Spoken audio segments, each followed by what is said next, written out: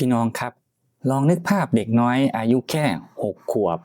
เพิ่งเข้าโรงเรียนป .1 ยังท่องสูตรคูณไม่ได้ด้วยซ้ำแต่รัฐบาลจะมานั่งเรียนเรื่องปัญญาประดิษฐ์หรือที่พวกเราเรียกกันติดปากว่า AI นั่นแหละครับเรื่องนี้กำลังเกิดขึ้นจริงที่ประเทศจีนนะครับผมตอนเนี้ยที่จีนเขาประกาศนโยบายบังคับให้โรงเรียนทั่วประเทศสอนเรื่อง AI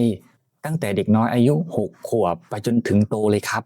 จีนเขาไม่ได้มองแค่ว่า AI เนี่ยเป็นแค่แอปพลิเคชันในมือถือขำๆแต่มันคือขุมทรัพย์และเป็นพลังที่เขาต้องการใช้ในอนาคตแล้วถ้าเด็กจีนเขากระโดดไปไกลขนาดเนี้ย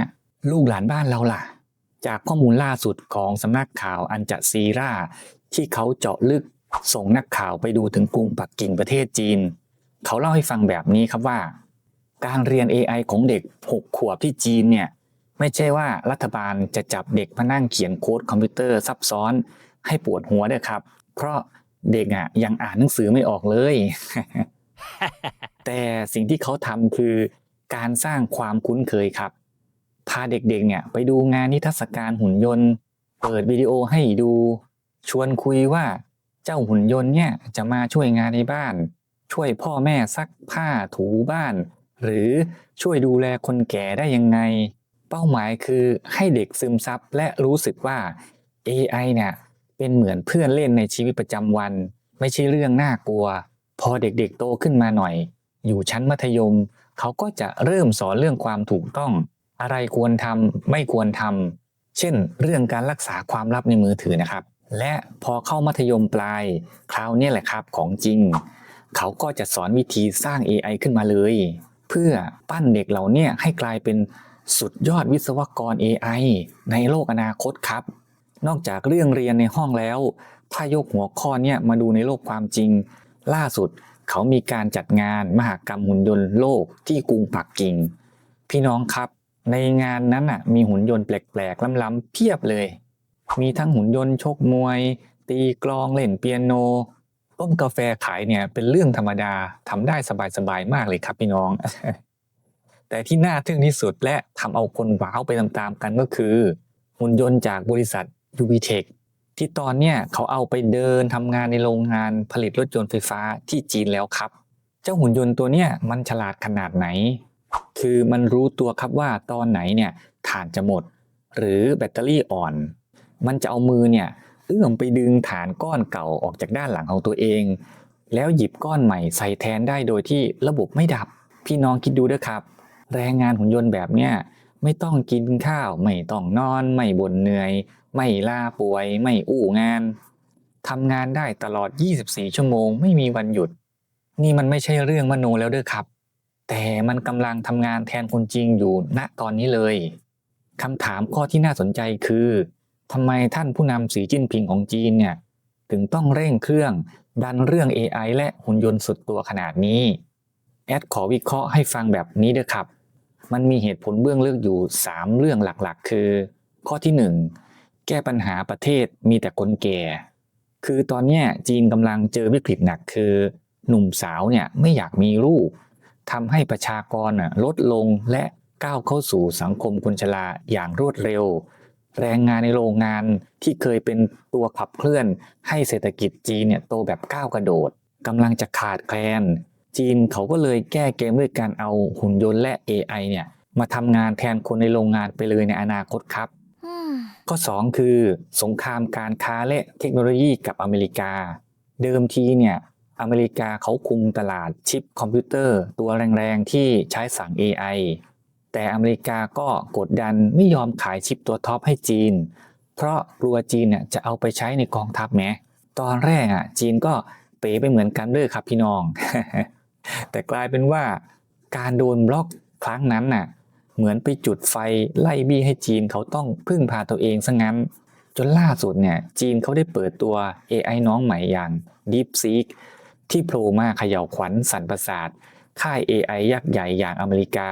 จนหุ้นตกกระนาวเพราะมันทั้งฉลาดและราคาถูกกว่ามากจนคนจีนบอกว่าต้องขอบคุณอเมริกาด้วยซ้ำที่ช่วยกระตุ้นให้จีนเก่งไวขึ้นแปว ข้อ3ครับในแง่ความมั่นคงเนี่ยจีนตั้งเป้าว่า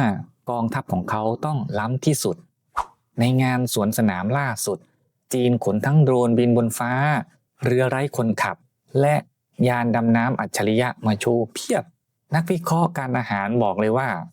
สงครามในอนาคตน่ะจะเป็นสงครามที่ไม่มีคนไปลบแต่จะใช้ฝูงบินโดรนและหุ่นยนต์สั่งการด้วย AI สู้แทน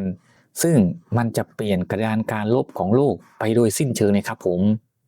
จะว่าไปมันก็ดีเนาะต่อไปเนี่ยคนบ่ต้องไปเสี่ยงชีวิตลบกันเป็นด่านหน้าย้อนกลับมามองที่บ้านเราครับพี่น้องเรื่องนี้ไม่ใช่เรื่องไกลตัวเลยเปรียบเสมือนข้างบ้านเราเนี่ยเขาเปลี่ยนจากการใช้ควายไถนามาเป็นรถไถเดินตามอัจฉริยะกันหมดแล้วถ้าบ้านเรายังนิ่งเฉยๆเนี่ยไม่ปรับตัววันหนึ่งข้างหน้าเนี่ยเราจะสู้ราคาข้าวราคาสินค้าเขาไม่ได้เลยประเทศไทยเราเองก็กำลังเดินหน้าเข้าสู่สังคมคนแก่ครับข้อมูลจากธนาคารโลกและองค์กรอนามัยโลกล่าสุดระบุชัดเจนเลยครับว่าในกลุ่มประเทศอาเซียนบ้านเราเนี่ยถ้าไม่นับรวมสิงคโปร์ที่เป็นเกาะเล็กๆและรวยไปแล้วประเทศไทยคือประเทศที่ประชากรแก่ตัวเร็วที่สุดเป็นอันดับหนึ่งเลยครับผมและถ้าเทียบในระดับโลกเราก็ติดกลุ่มท็อป3ของประเทศที่ก้าวเข้าสู่สังคมชราไวที่สุดด้วยซ้ำเจอแบบนี้เงียบกิ๊บเลยประเทศเฮา แรงงานในภาคเกษตรและโรงงานของเราเนี่ยเริ่มลดลงแถมตอนเนี้ยทุนจีนสินค้าจีนก็เข้ามาตั้งฐานในไทยเพียบถ้าลูกหลานเราเนี่ยยังเรียนหนังสือแบบเดิมๆท่องจำแบบเดิมโดยไม่รู้เท่าทันเทคโนโลยีล้ำๆพวกนี้เลยเนี่ยวันข้างหน้าโรงงานในไทยเขาก็จะเลือกจ้างหุ่นยนต์หรือใช้ระบบอัตโนมัติมากกว่าจ้างคนไทยทำงานหรือถ้าเขาจะจ้างคนเขาคงจะเลือกคนที่สั่งการ AI เป็นดังนั้นนี่คือสัญญาณเตือนภัยระดับสีแดงที่พวกเราเนี่ยต้องตื่นตัวกันแล้วด้วยครับพี่น้องอาจจะตั้งคำถามว่าแล้วระบบการศึกษาบ้านเราล่ะมีอะไรในกอไผ่ไว้ให้ลูกหลานเราบ้างหรือยังแอดขอบอกครับขอบอกพยายามหาข้อมูลแล้วไม่มีอะไรเลยครับในกอไผ่มีแต่หยักใย่กับเอกสารประเมินผลงานครู ในขณะที่จีนเขาถือว่าเรื่อง AI เนี่ยเป็นเรื่องคอขาดบาดตายระดับชาติแต่ระบบส่วนกลางบ้านเราเนี่ยยังปล่อยให้โรงเรียนตามต่างจังหวัดขาดแคลนคอมพิวเตอร์ขาดแคลนเน็ตดีๆกันอยู่เลยแล้วจะเอาอะไรไปสู้คนเนาะแต่ในความมืดมนเนี่ย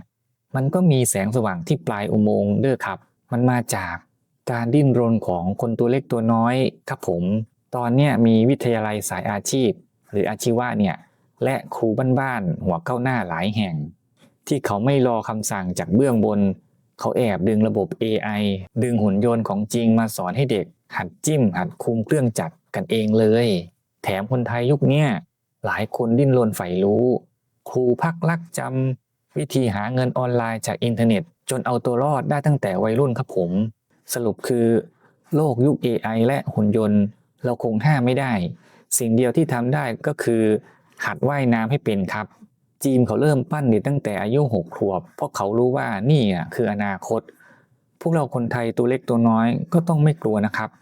ยอมรับเรียนรู้และใช้มันให้เป็นเครื่องมือทำมาหากินให้ได้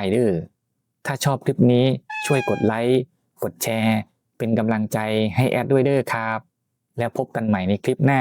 สวัสดีครับ